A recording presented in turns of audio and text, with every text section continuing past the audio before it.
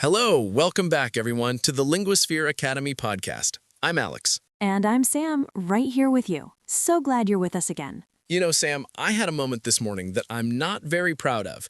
I was running late, my alarm didn't go off, I couldn't find my keys, I spilled coffee on my shirt. Oh no, that's the worst way to start a day. It was, and my first thought was, great, this day is ruined. Everything is going wrong. I've had those mornings where one small thing snowballs into a whole bad mood. Exactly. But then something happened. I stopped. I took a breath and I thought, okay, this is annoying, but it's not the end of the world. That's a big shift from everything is terrible to this is annoying, but I'll survive. And it made me realize how powerful our thoughts are.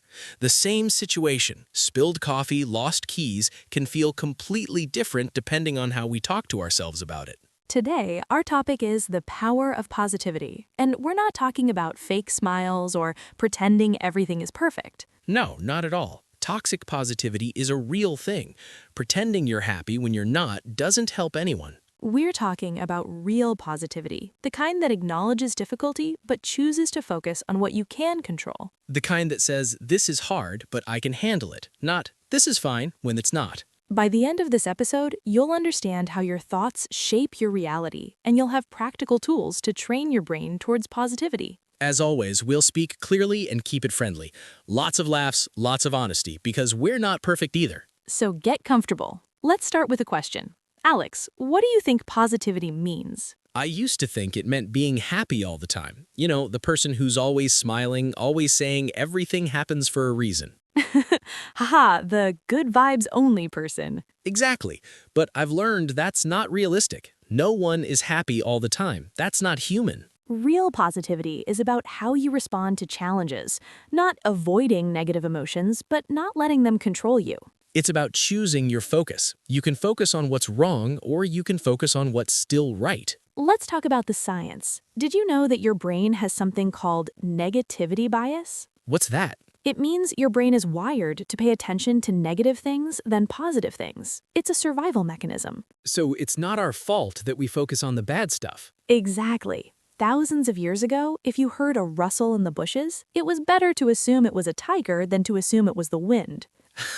I see. So our brains are programmed to look for danger. Yes, but the problem is we don't face tigers anymore. We face traffic jams and email notifications. And our brains react the same way, like a late bus is the same as a tiger. Exactly. So positivity is not about ignoring problems, it's about training your brain to see the full picture, not just the threats. Let's talk about the benefits of positivity. Why should we even bother? First, positivity is good for your health.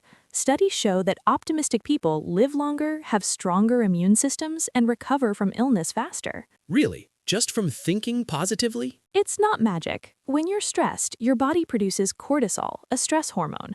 Too much cortisol is bad for your heart, your brain, your immune system. So positivity reduces stress, which helps your body. Exactly. Second, positivity helps you solve problems better. When you're in a negative state, your thinking narrows. You see fewer options. I've felt that. When I'm stressed, I can't think clearly. I just feel stuck. When you're in a positive state, your thinking expands. You see more possibilities. You're more creative. So positivity actually makes you smarter. Temporarily, yes. It opens up your brain's problem-solving abilities. Third benefit? Positivity attracts people. No one wants to be around someone who complains all the time.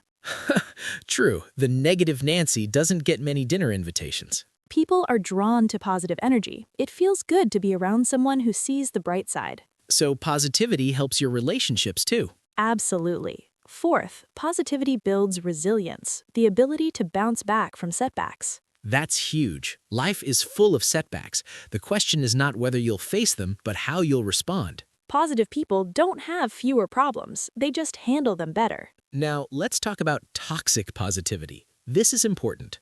Toxic positivity is when you dismiss or deny negative emotions. Just think positive when someone is going through something genuinely hard. Don't be sad. Everything happens for a reason. Look on the bright side. I've been on the receiving end of those comments. It's not helpful. It feels dismissive, like your pain doesn't matter. Real positivity doesn't ignore pain. It acknowledges it. This is really hard. I'm here with you. So what's the difference? How do you know if you're being positive or toxically positive? Toxic positivity skips over the feeling. Real positivity sits with the feeling and then chooses a response. Can you give an example? Sure, your friend loses their job. Toxic positivity, don't worry, something better will come along. That doesn't feel good. It feels like they're brushing off your pain. Real positivity, that really sucks. I'm sorry you're going through this. I'm here for you. That's so different. One acknowledges the pain, one ignores it. Exactly. So when we talk about the power of positivity, we're not talking about pretending everything is fine. We're talking about choosing your focus even when things are hard. Now, let's talk about how to train your brain for positivity. Practical steps. Step 1. Practice gratitude. Every day, write down 3 things you're grateful for. They can be tiny. I'm grateful for this warm cup of tea. I'm grateful for my comfortable bed. I'm grateful that the bus came on time. Small things count. Why does this work? Because your brain has to search for positive things. Over time, it gets better at finding them. It's like exercise for your optimism muscle. Exactly. Step 2, reframe negative thoughts. What does that mean? When you have a negative thought, ask yourself, is this really true? Is there another way to see this? Give me an example. I'm so bad at English. Reframe, I'm not fluent yet, but I'm improving every day. I like that. Not yet is such a powerful phrase. Another example, I'll never finish this project. Reframe, this project is challenging, but I've finished hard things before. So you're not lying to yourself, you're just choosing a more helpful perspective. Exactly. Step 3, surround yourself with positive people. So don't hang out with me when I'm complaining about spilled coffee. Exactly.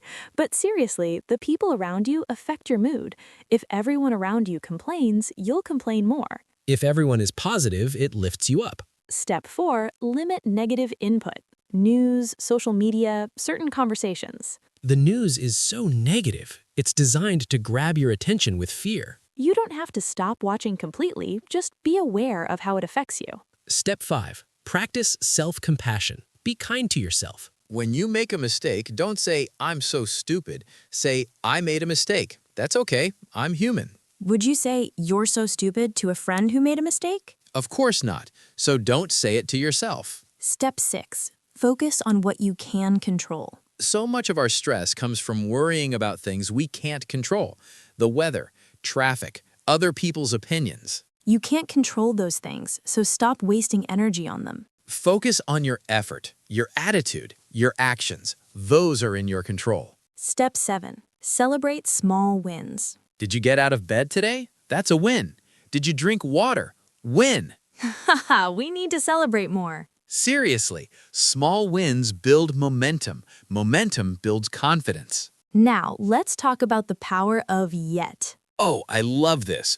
One word can change everything. I don't understand this versus I don't understand this yet. I can't speak fluently versus I can't speak fluently yet. I haven't reached my goal versus I haven't reached my goal yet. The word yet implies that change is possible. It opens a door. Without yet, you're stuck. With yet, you're on a journey. So add yet to your vocabulary. It's a small word with huge power. Now, let's talk about the role of humor. This is where the laughter comes in. Humor is a superpower. When you can laugh at yourself, you take away the power of your mistakes. I spilled coffee on myself this morning.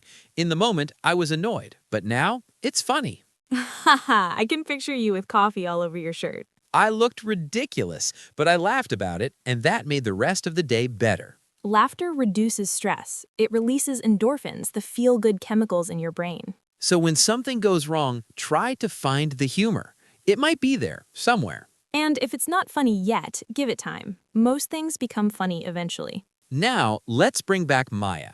Maya has been feeling negative lately. Maya is learning English, but she feels like she's not making progress. She compares herself to others. She sees people online who speak fluently, and she thinks, I'll never be that good. Her negative thoughts are spiraling. She feels stuck and hopeless. One day, a friend suggests she try gratitude journaling, just 3 things a day. Maya thinks it's silly, but she tries it.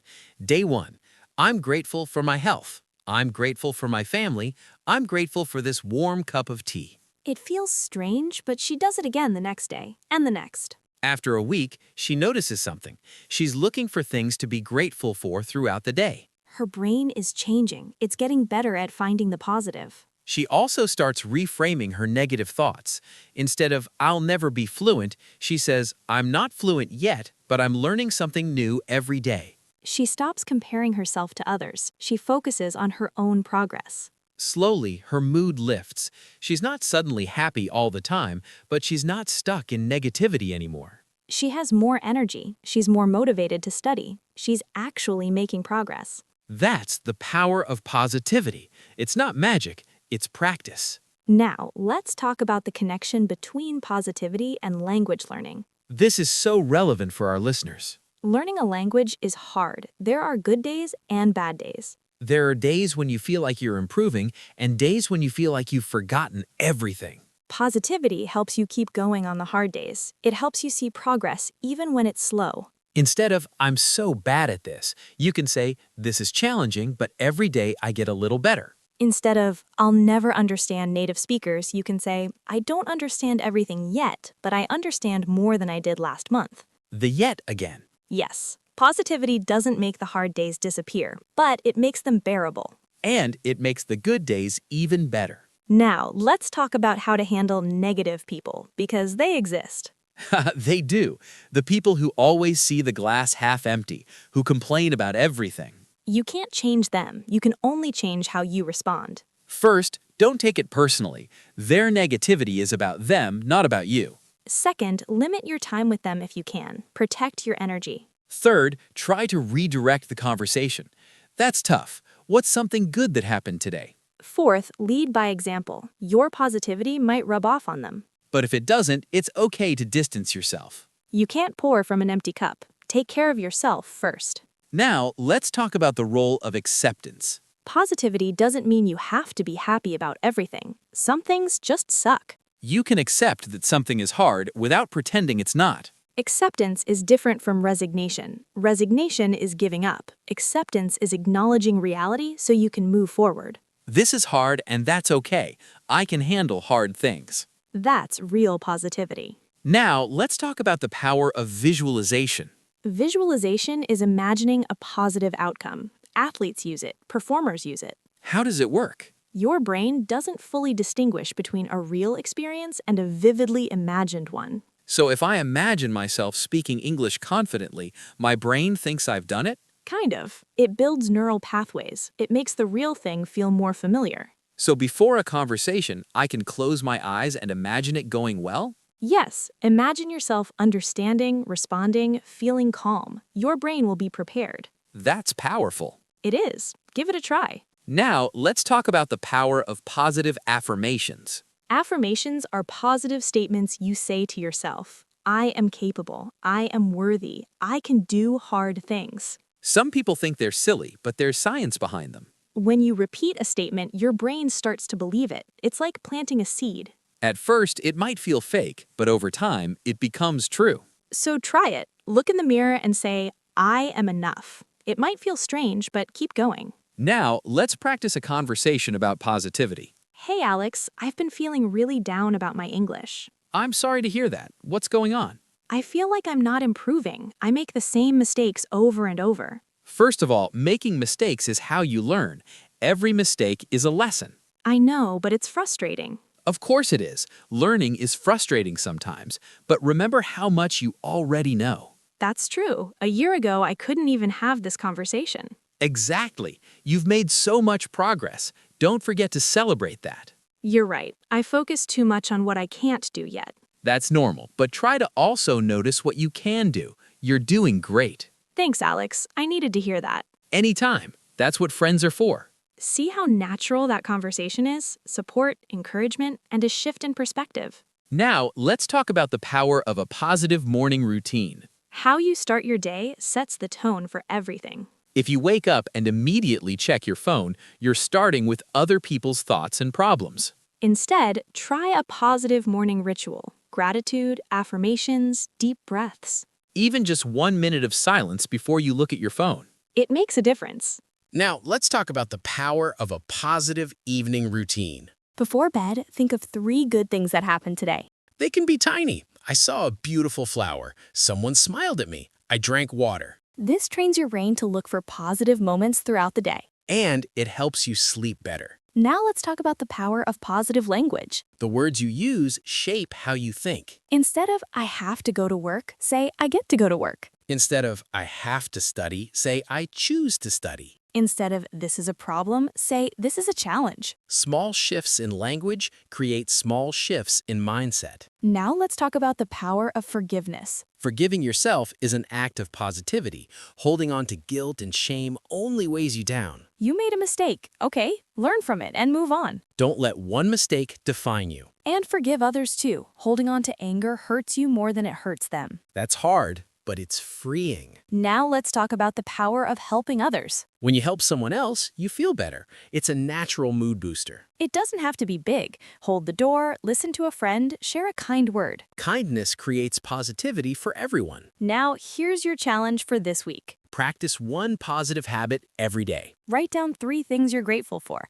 Reframe one negative thought. Say a positive affirmation. Just one thing, that's all. At the end of the week, notice how you feel. Then come back and tell us in the comments, what did you try? How did it feel? We read every comment. Your positivity inspires us and other listeners. Remember, positivity is not about pretending everything is perfect. It's about choosing your focus. It's about acknowledging the hard stuff, but not letting it be the whole story. You have more power than you think. Your thoughts shape your world. So choose thoughts that serve you. Choose thoughts that lift you up. Thank you for spending this time with us. We'll be back next week with another topic. Until then, be kind to yourself. Look for the good and keep going. And hey, before you go, if this episode lifted your spirits, please hit that subscribe button. It's free, and it means we can keep making these encouraging episodes. Yes, please, and leave us a comment. What's one thing you're grateful for today? We read every comment. Your gratitude inspires us and other listeners. Subscribe, comment, share. It helps more people find the power of positivity. Thanks again, everyone.